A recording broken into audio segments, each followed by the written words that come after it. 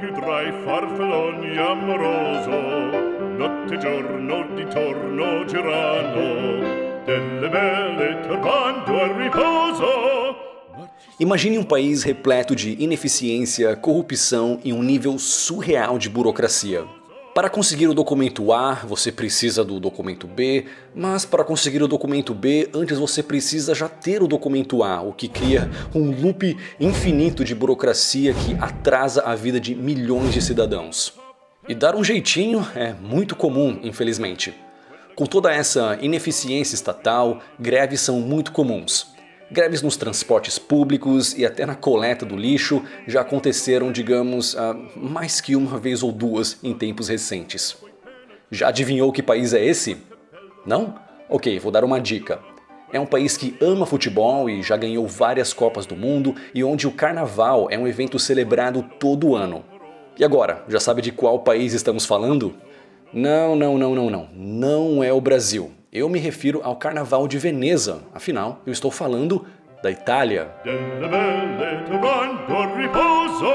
Ok, para ser justo, logo no início do vídeo, eu devo dizer que tecnicamente eu exagerei só um pouquinho, pois a Itália não é o país mais ineficiente do mundo, é o segundo mais ineficiente, de acordo com esse relatório do Fórum Econômico Mundial. Somente a Venezuela fica na frente da Itália em termos de ineficiência estatal. No entanto, ao olharmos para a lista dos 10 países mais ineficientes, a Itália é claramente uma anomalia a ser estudada. O único país da União Europeia, o único país rico, de fato, o único país do G7 que aparece aqui ao lado de países como Venezuela, Argentina e de países pobres do Oriente Médio e África.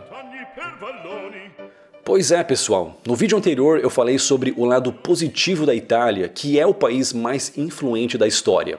Muito mais influente que os Estados Unidos, sem dúvida.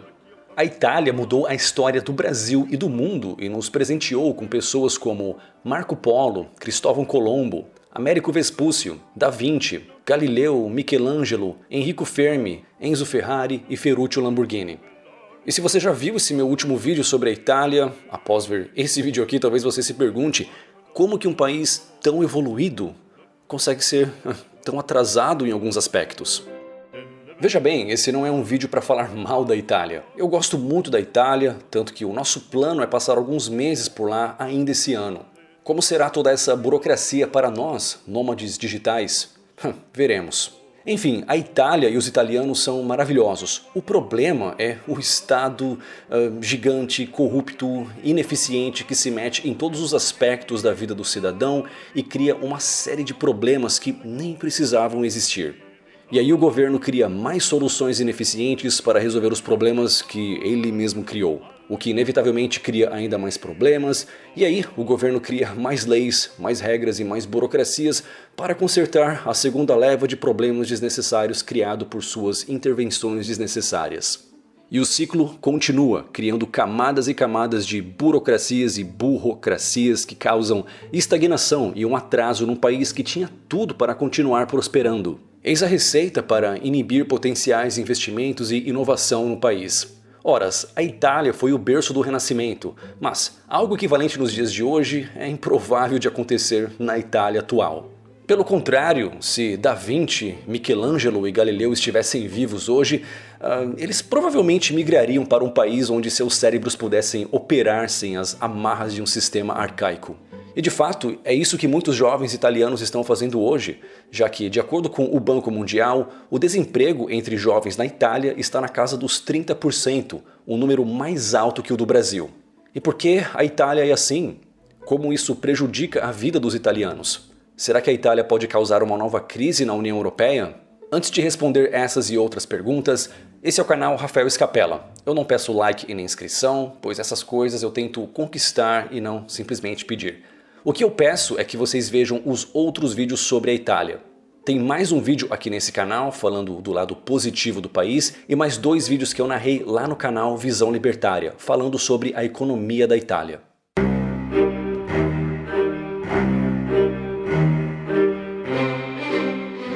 Roma já foi muito eficiente, principalmente de uma perspectiva militar. Convenhamos, não é qualquer estado desorganizado que conquista terras do atual Reino Unido até a atual Turquia e que deixa ao mundo um legado que até hoje influencia os campos da política, direito e arquitetura.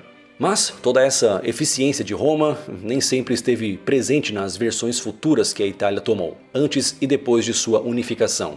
Alguns diriam, horas, ainda bem, afinal, já pensou se a Itália de Mussolini fosse tão eficiente quanto a sua aliada Alemanha? A guerra certamente teria tomado outro rumo. No entanto, mesmo depois da destruição da Segunda Guerra, a Itália se reergueu economicamente e se tornou um dos países mais ricos do mundo. No início dos anos 90, a Itália ia muito bem economicamente, com a sua própria moeda, a lira. Nesse gráfico do Banco Mundial, vemos que durante os anos 90 até 2002, a Itália e a Alemanha tinham quase o mesmo poder de compra. Já a partir do ano de 2002, quando a Itália adotou o euro, vemos que os italianos só perderam poder de compra comparado com os alemães. Essa é uma entre muitas notícias explorando o descontentamento dos italianos com a perda de seu poder de compra. Enquanto o cidadão fica mais pobre, o governo ineficiente e corrupto gasta como se não houvesse amanhã. Em relação a seu PIB, a Itália tem a quarta maior dívida pública do mundo. E na Europa, a Itália fica em primeiro lugar. E quando que essa dívida vai ser paga? Uma vez que o país é um dos mais corruptos da Europa, tem o governo mais ineficiente do mundo desenvolvido, vive mergulhado em burocracias, tem um sistema jurídico super lento e, como se não bastasse, a Itália é um país de onde muitos jovens com graduação vão embora, ao mesmo tempo que investidores são afugentados. E para piorar ainda mais, chegou a pandemia, trazendo catástrofe para um país que já enfrentava sérias dificuldades. Bem, eu acho que já está mais que estabelecido que a Itália é um país burocrático. Então vamos ver alguns exemplos que vocês compartilharam nos comentários. Uma vez, quando eu era criança, eles erraram meu nome no permesso de soggiorno, a autorização de residência, e então a minha mãe teve que reiniciar todo o processo do zero, obviamente pagando tudo de novo, por causa de um erro que eles cometeram. Pois é, diretamente ou indiretamente, é sempre o cidadão que paga a conta, que seja em dinheiro ou em tempo perdido. Eu solicitei um visto de estudante para italiano em 2011, até que em 2019 eu recebi a resposta bem clara: sua solicitação de visto foi negada. Pois é, e como se não bastasse, na Itália você precisa pagar ao governo uma taxa de 100 euros por ano por ter uma televisão em casa. E não adianta tentar escapar dizendo que você não tem TV em casa. Qualquer tela conta, seja a tela de um computador, tablet ou celular. Fui até o guichê 2 como mandou e o babaca lá me disse que não pode me dar uma certidão de nascimento se eu não tiver uma identidade. Foi o que ele disse. Estou sendo feito de palhaço. Não pode ter isso sem ter aquilo. E não posso ter aquilo sem ter isso. Afinal de contas, por que mandou esse cara pra cá? Sabe que eu não posso dar uma certidão de nascimento sem a pessoa ter uma identidade? Portanto, ele precisa ter uma identidade primeiro, então vê se tira ele do meu pé! E assim como os brasileiros, muitos italianos tentam rir para não chorar. Mas, humor à parte, há um problema sério na Itália que preocupa o futuro do país. Entre os países do G20, só a África do Sul ganha da Itália em termos de desemprego entre os jovens, de acordo com o Banco Mundial. Entre os países desenvolvidos, a Itália lidera em desemprego entre os jovens. Muitos jovens, por volta de 30 anos, ainda moram com os pais. Claro que há fatores culturais envolvidos. Famílias italianas são mais unidas, o que é muito bom. No entanto, muitos desses jovens continuam morando com os pais não só por amor, mas por necessidade, já que não conseguem se estabelecer financeiramente. Nessa reportagem, vemos jovens italianos procurando oportunidades de emprego na Alemanha. Com uma economia estagnada, população envelhecida, jovens instruídos indo embora, ondas e ondas de refugiados chegando, fica a pergunta: qual será o futuro da Itália? Como já vimos, a Itália se meteu num buraco nos anos 30 e 40, mas conseguiu sair dele e dar a volta por cima.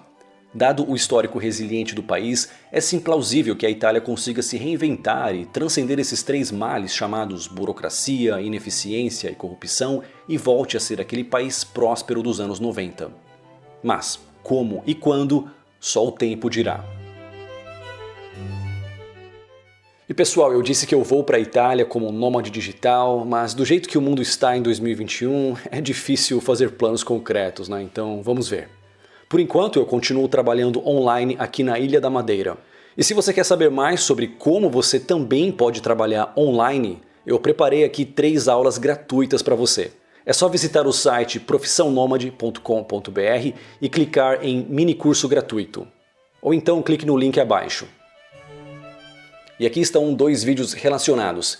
Esse vídeo sobre como a Itália mudou a história do Brasil e do mundo, ou então esse outro vídeo aqui sobre o desenvolvimento econômico da Itália após a Segunda Guerra, lá no canal Visão Libertária. Muito obrigado e até o próximo vídeo.